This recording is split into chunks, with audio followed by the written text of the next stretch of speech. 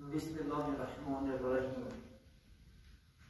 حمد و سپاس مر خدا آن را که صنعش در وجود آمد ما را. هر دم از ما صد درود و صد سلام بر رسول و آل و اصحابش تمام. اما بعد، السلام علیکم و رحمت الله و برکاته. السلام علیکم برادران اهل اسلام و مهمانان و مسافران عزیز. این عظیم شب الله سبحانه و تعالی فرصت داد و شما عزیزان هم صحبت شدن، خداوند زبانی برا داد، عقلی کامل داد و آسایشتگی و خاطر جمعی را خداوند بر ما داد و شما عزیزان امروز کمتر باشد هم در بعضی مسئله های انشاءالله خدا خواهد قربانی و سهم شما عزیزان میرسانه. البته انشاءالله خدا خواهد به 3 روز دیگر ماند. الله سبحانه و تعالی مناسب بیند این قربانی هم بجا میاریم در یک زمانهای پرتشویش، در یک زمانهایی که تشویش زیاد دارد که یکی بیماری ها امروز در تمام گوشه کنار یعنی دنیا حرکت دارد. اینچنین با ما و شما هم رسیدی بیماری ها که امروز خدا خواهد از طرفی انشاءالله ساحه های دین به ما رسید که نماز عید در خانه خوانده می شود و نماز یعنی جمعه وقتی چه انشاءالله خدا خواهد داشته می شود. عزیزان من، هر یکی ما و شما باید دعا کنیم که الله سبحانه و تعالی زودتر این بیماری را از بین جمعیت ما و شما دور بگرداند. فقط این بیماری به سبب توبه، به سبب استغفار، به سبب یافتن راضی الله سبحانه و تعالی انشاءالله با وجود میآید. لکن افسوس، صدها افسوس، امروز بجای مردمان توبه کردن، بجای استغفار کردن، بجای رضای الله سبحانه و تعالی آوردن، آدم‌ها از گناه نگشته سازند.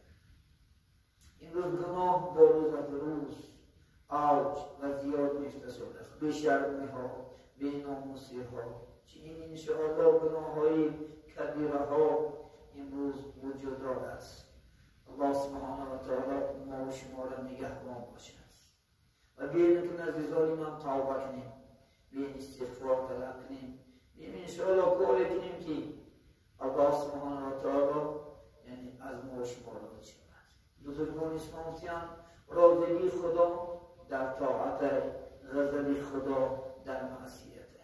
اگر طاعت عبادت زیاد شود الله از ما و شما راضی نشود و اگر گناه بسیار شود غضب خدا بالای ما شما بسیار شدن میگیرد. مثال ببینیم این آفت‌های طبیعی همه در دنیا ها، این باران‌های سخت، این جاله ها، این آمدن سیل ها، این آفت‌ها، این بلاها همش انشاءالله سببگار شما و شما هستیم.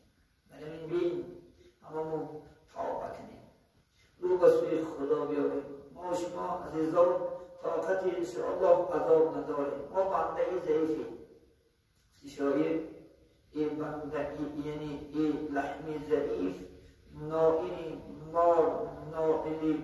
نار مشو، کاری کنو با سقر گرفتار مشو، از سود و ضرر تو را خبر کرد خدا، کو سود بجان در پی آزار مشو.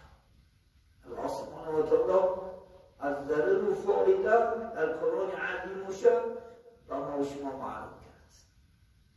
همچنین پیغمبر بزرگوار محمد، پیغمبر نازنین صلی الله علیه و سلم برای شما تاکیدم بر تاکیدم گفته بود لیکن افسوس ما ظالم هستیم، ما خودمون از راه برآمدیم، ما دیگرگون شدیم، زمان دیگر شدیم که دوشیدگی نیست. زمان همون زمان است. ما عیب به زمان نمانیم، ما و شما خود شما دیگرگون شدیم. میقدر انشاءالله امکانیت امروز حکومت هم داده است، چی در طاعت، چه در عبادت یکی روز میکنیم. ما از خود خفه شیم، از رفتار و گفتار و معامله خود خفه شده این چیزا را انتظار شدیم. این بین توبه کنیم انشاءالله خدا خواهد. چونکه علاج این کار فقط توبه است. علاج این کار عبادت است. علاج این کار از راه شیطان گشتن و با الله آشنا شدن کردیم. انشاءالله خدا خواهد ما شما غلبه میکنیم و ما شما زودتر این خانه های الله و زودتر انشاءالله حتی که بینید خانه خدا امروز محکم شده است. از روز بر روز کعبه مکرمه مدینه منوره 2 سال است. همه مردم مسلمان انتظار هستند.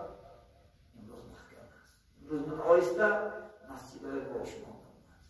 بیایید که انشاءالله عزیزان من هممون توبه کنیم، هممون نماز کنیم، طاعت کنیم، عبادت کنیم. زنها با شعر شیم، زنها انشاءالله با حیا شیم. خدا تو شما را زن کرده است، از راه زنیتون نبروید. ما را الله معاذ کرده است، از راه مردیمون نبروید. انشاءالله کار کنیم که الله سبحانه و تعالی از ما شما را بشود. کار کنیم که انشاءالله این بلاها از ما شما زودتر دور شود. امروز همه تمام دنیا حتی در آینه های جهان ما ببینیم همه کدام دولت هایی که آفت در بالاش است امروز رو به خدا آورد. امروز انشاءالله خدا خواهد اکثرش مسجد ها رفته شده است. اکثرش یعنی انشاءالله رو به نماز، رو به طاعت و رو به عبادت آورده است. سبب ما طاقت نداریم. ولی برای شما این چیز یک چیزی حدید است، برای شما یک چیزی حدید آمیز است. کدام وقتی که بیمار میشی بدترین قدر صحت میدانی.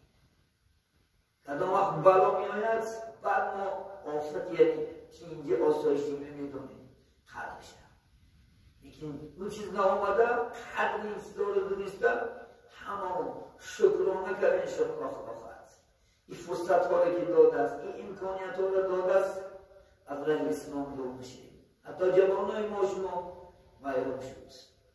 جوان بیشتر و حتی عبری علم و عبری شریعت عالمان امروز به عمل ماندند. عالمان امروز برای علم خودشو عمل ندارند. طالب علم ها را میبینیم که طالب علم های عزیز فقط به دنیا آغشته هستند و علم خود عمل نمیکنند. پیغمبری بزرگوار در وقتی انشاءالله جان سپاریده شد حضرت جبریل پرسیدند که چند مراتب باز روی زمین میایی؟ یک چند مراتب گفت. یک چیز گفت آهسته یعنی اخلاص آدم ها را میگیرد.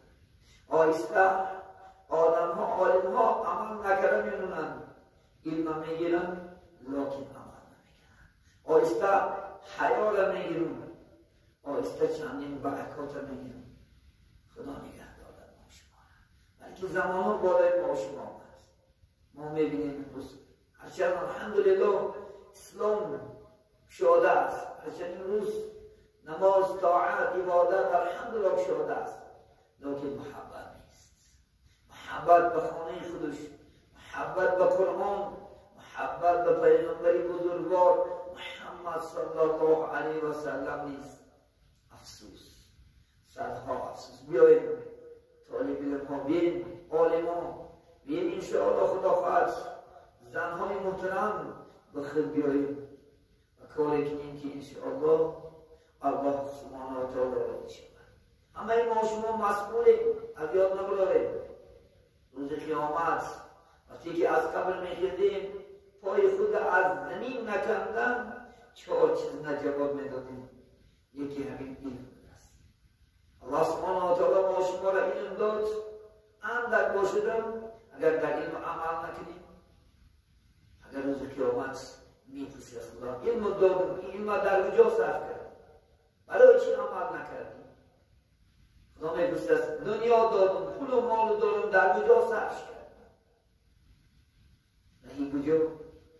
عرقخوری ها، زیناگری ها و دیسکتیک ها صرف کردم و کدام ره صرف کردی جواب میدادیم. خدا از جوانی ما شما میپرسد جواب دادی میتونستی نماز کنید، طاعت عبادت کنید. این جواب رو در کجا صرف کرد؟ این عمر در کجا خزان کردیم؟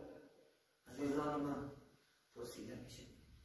نگویی که دنیا به حساب کتاب است. البته دنیا حساب کتاب دارد. ساعت‌های میرسن انشاءالله، وقت‌های میشود هر یکی ما شما انشاءالله در نزد محکمه سعودی الهی بلکه در این دنیا کمتر انشاءالله جواب که روز قیامت مسئول هستیم انشاءالله. خدا خواهد جوابگر اسمی یک در پیشگوی الله انشاءالله خدا خواهد جواب میدیم.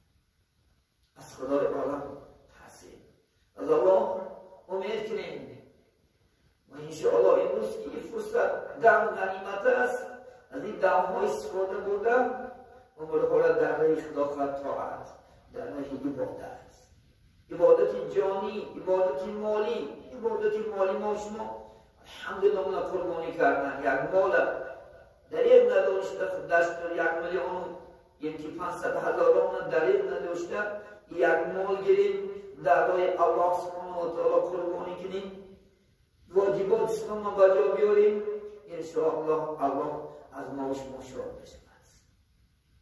روزی خدا خواهد سه‌شنبه بهترین عملی بنده همین است که در این نماز باید اثر قربانی ما حاضر شود. انشاءالله قربانی را بجا بیارم و تکبیر گوید انشاءالله نزد انشاءالله خدا خواهد ما. الله اکبر، الله اکبر، لا اله الا الله والله اکبر، الله اکبر ولله الحمد. همه اگر از 1 کس تا 7 کس میگیره باشن مولی گاو این شطور باید انشاءالله در سری حاضر شوند و دعاهای خوب کنند و انشاءالله خدا خواهد جانی مال برمدن رکعت نماز نافله خوانند. و خدا در سوره انعام آیت 62 چیزی که پیغمبر بزرگوار محمد صلی الله علیه و سلم فاطمه مادر یعنی این آیت را تعلیم دادن، ما همین بدید دعا خواهیم که این الصلاتی و نسوکی و محیایی و مماتی لله رب العالمین لا شریک له. این آیت خواهیم و از خداوند انشاءالله این قربانی که میکنیم اجابت شدن شد و دستگیر آخرت شدن شد. از الله پرسیم. ابن مولیک حضرت علی روایت میکنن روز قیامت وقتی که ما شما از قبر میخستیم الله سبحانه و تعالی فرشته ها را عمل میکرد است همون قربانی که در دنیا کرد حاضر کنیم تا که بنده من پیاده و محشرگاه نرود. روز قیامت همون قربانی که میکنیم نزد انشاءالله قبر ما شما حاضر میکردیم. الله سبحانه و تعالی با فرشتگان میگفته است که بنده من در دنیا پیاده نمیگشت. صلب پدر برای وی چی بود؟ ماشین بود، مرکب بود. و در این رحم مادر که میگذرد 9 ماه 9 ساعت 9 سکند برای بندم چی بود؟ مرکب بود. وقتی که به دنیا می آید تا 2.5 تا 3 سال کنار انشاءالله مادر سری کتفی پدر برای بندن چی بود؟ مرکب و علاقه بود. وقتی که کلان شد که این خرها که این شترها که وقتی که با کشتی میگذشتن و از بحری و بحر میگذشتن کشتی ها و سمالیات ها و ماشین ها برای بندن مرکب بود. حتی که انسان وفا میکردی ماشما یعنی بالای کتفی مردم تا انشاءالله قبر برای ماشما مرکب الله میگفت سبحانه و تعالی نمیخوام که بندم در دنیا پیاده نمیگشت این چیزها که بود اکنون در آخرت هم یعنی پیاده و محشرگاه نرود. ببینید انشاءالله خدا خواهد با شما قربانی چقدر مالهای خوب که تکنید انشاءالله خدا خواهد همون که عظیمون زحایاکم فإنها على الصراط متاعکم. چقدر شما بزرگ انشاءالله خدا خواهد مالها رو کنید چون که روز قیامت این چیز البته انشاءالله خدا خواهد می شود مرکب ما و شما میشنست. و حبیب منبحه از یعنی روایت میکنم حضرت داود علیه السلام یعنی به خداوند مناجات کرد دوست است که پاک و پروردگار امتان محمد صلی الله علیه و سلم قربانی میکنند، یعنی چی ثواب میگیرند از قربانی؟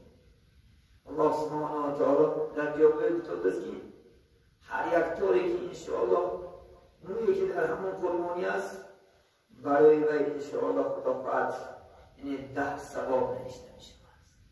هر یک طوری مویی که در همون یعنی مال هست 10 گناهش یعنی انشاءالله مغفرت می شود. و هر یک طوری مویی که در همون قربانی است یعنی 10 درجه وی انشاءالله خدا خواهد در جنت برند می شود. حتی اینکه در جنت برای وی ها و هر یک طوری موی وی یعنی قصرها الله سبحانه و تعالی بنا میکنه. ببینید این قربانی که ما شما میکنیم انشاءالله خدا خواهد هر یک انشاءالله خدا خواهد اعضاش حتی که روز قیامت پیغمبر صلی الله علیه و سلم همین مالایی که میکنن تمامی بکله و پاچه و همش این روز قیامت در ترازی انشاءالله گذاشته میشن است. ببینید از این قربانی ما شما انشاءالله زیاد نمیکنیم. البته این قربانی ها را خدا خواهد بجا بیاریم برای رضای الله سبحانه و تعالی. بسیار تکرار میکنیم که این دو سنت است، یکی سنت بدری ملت و یکی سنت الحمدلله، یعنی پیامبر ما شما محمد صلی الله علیه و سلم تا حیات بودن این قربانی ها را انشاءالله خدا خواهد میکردن.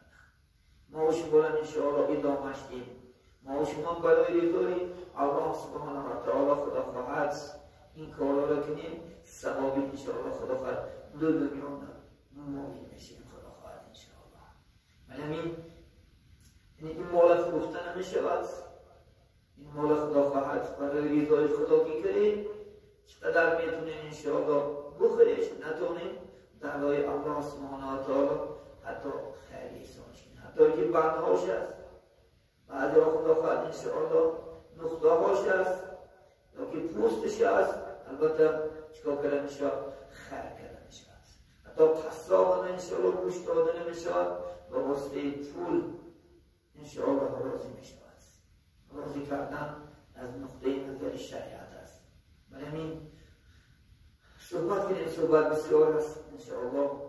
امید میکنیم که ما شما خدا خواهد این عبادت مالیه از دست نمیدیم و از در پلامون برای رضای الله سبحانه و تعالی انشاءالله خدا خواهد دریغ نمیداریم و این سنتی یعنی هدر ملت و پیغمبری بزرگوار محمد صلی الله علیه و سلم بجا میاریم تگی البته امید داریم. بنده با امید، شیطان امید، خدا سبحانه و تعالی برای این وظیفه مهمی که در پیش است اجرا کردنش الله توفیق برای ماست. ولی ما شما محبت پیدا کنن نسبت اسلام، نسبت انشاءالله قرآن، نسبت ادا کردن فرض و واجبات و سنت ها ما شما را الله محمد نه زیاده بگردانن. در صحبت دیگر برای شما خانه آبادی با مسافرانی که در سفر هستند، سفرهای بابرا صحت بود از الله سلامت با کسه های پر باقی های سرخ نزد خاندان نزد وطن عزیز برگشتنتون الله نصیب بدارد و در تمام دنیا الله تینجی آسایشتگی خاطر جمعی فیض و برکات و خستندی ها را تا قیامت الله سبحانه و تعالی بردوام